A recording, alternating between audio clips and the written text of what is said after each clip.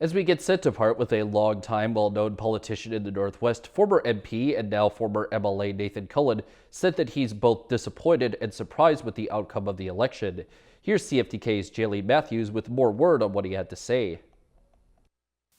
Nathan Cullen says his election loss wasn't for lack of trying, saying that of the 7 elections he's been in, he believes this campaign was one of the best ones he's run in terms of reach and volunteers.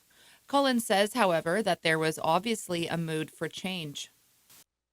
There was a palpable pent up frustration over some things, and I also think, to be fair, there was a lot of anger, right? And we saw that early on. Our signs were just getting destroyed like never before. We had that horrible episode with a sign on the highway where someone put up a hanging noose of me. And I talked to a lot of folks in the last couple of days, particularly in First Nations communities, that felt almost intimidated to vote.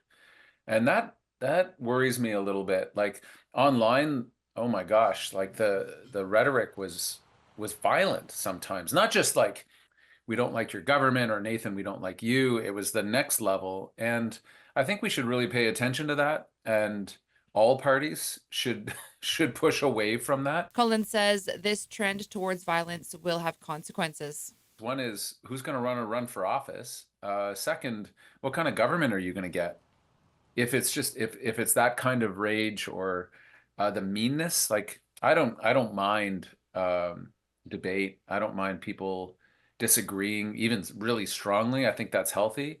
It's when it crosses over into that other place. I think it's worthwhile, all of us, whatever your political persuasion, of pushing back and calming things down and not making everything so personal. For CFTK News, I'm Jaylene Matthews.